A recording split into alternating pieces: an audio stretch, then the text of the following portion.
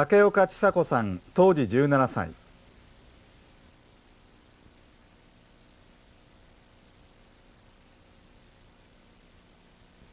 爆心地から 3km の濃い上町で被爆しました。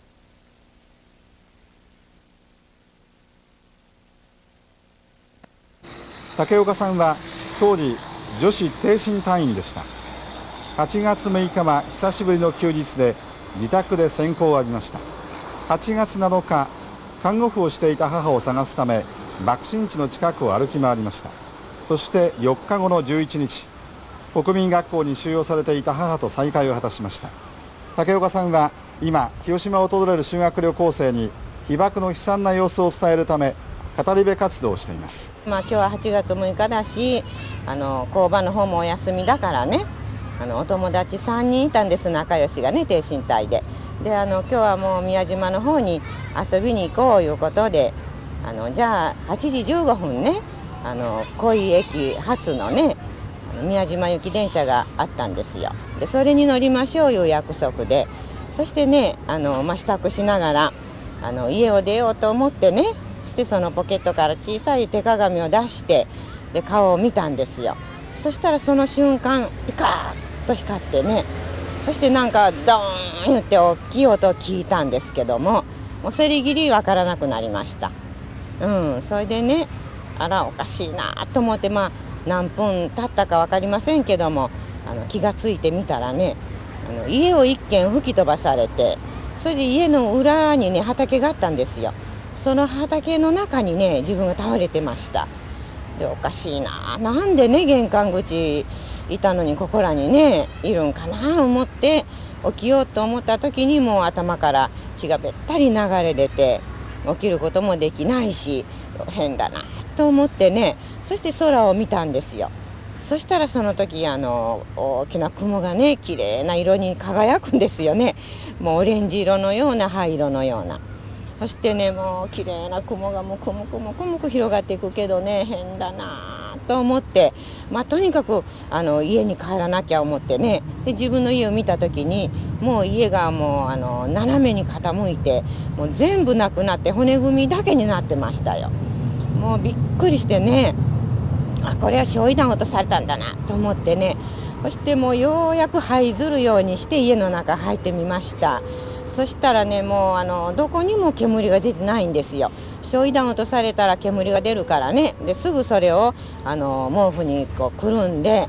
外に持って出て捨てるという、そういうね訓練をしてたんですけども、煙はどっからも出ないしおかしいなと思って、でまた外に出てみました。そしたらもうねずっ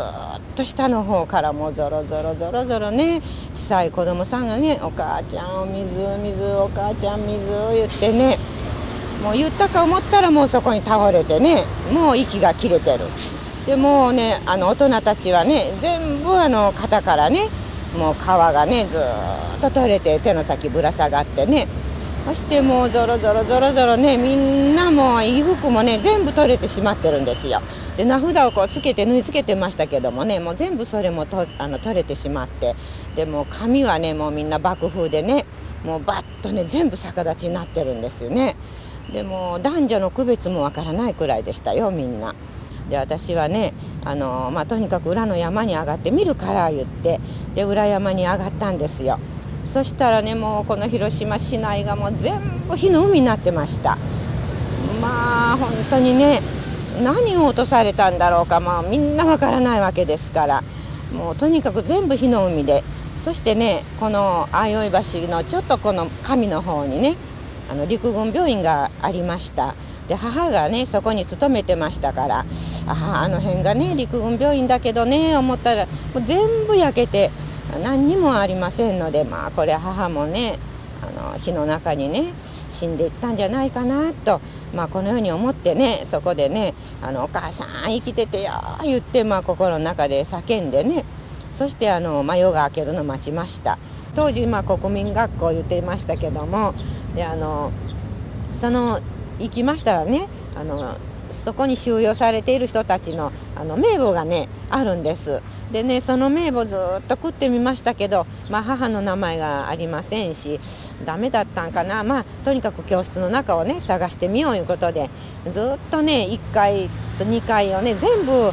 見ましたけどもね、全然分かりませんでね。でおじいちゃんがね「お涼さんやおるかい、おったら返事してくれ、ちいちゃんとの探しに来とるんじゃ、返事せんか、分からんか、聞こえんかい、お涼さんや」言ってね、おじいちゃんがねもう何回もそこでね呼んでくれたんです。そしたらね、私が立ってるねすぐそこの机の上に寝てた人がね、半身ねスーッとね起こしてね「ちいちゃん」っていう虫の息の声でね私の名前呼んだんです。あ、お母ちゃん生きとった、よかったね言って、私はね母に抱きつきました。で母はもうね顔中包帯で、それで陸軍病院のね看護婦の制服が当時はねこのうぐいす色いうんですか、柿色いうんですかね、この草の濃い色でしたね。でね、そういうのがねこの左が全部やけどしてましたからね、そのやけどにねもうカチカチになってねひっついてるんですね。そしてあとはもう全部裸で何にもないわけです。包帯をね全部取ってみました。そしたらねもう右目がね、右目にこの光線がパッと入ったんでしょうね。もうビャーッとくちゃくちゃに目がねなって、白目も黒いところも何にもないんです。梅干しをねくちゃくちゃにしたようなもう赤い実がねはじけて、もう全然もう目ではないんですね。もうそれ見た時ねびっくりしてね、そしてよく見ると鼻の骨が折れてね、こう上からと下からとね鼻の骨が覗いてるんです。近所でリヤカーを借りてその母を乗せてねへさかの学校まで行ったんですね。そしたらねもう軍医さんは全部ね、今朝も1人生きてた軍医さんも亡くなって、獣医さんがね1人ね生きておられたんです。でその獣医さんが見てね、これはねすぐ右目をくり抜かなかったら左目もダメになる言ってね、今からすぐ手術します言ってね、手術しますと言われても麻酔薬も何にもなしでね、その小学校の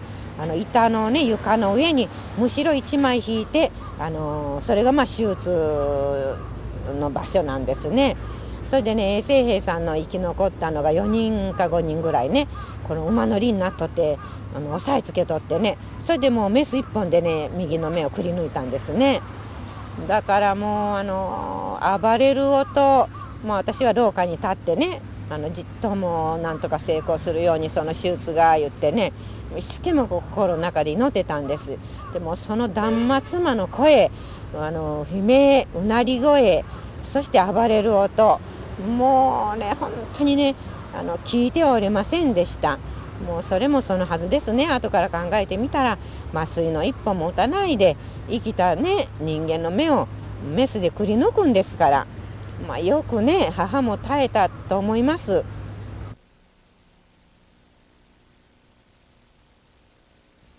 竹岡千佐子さんの証言でした。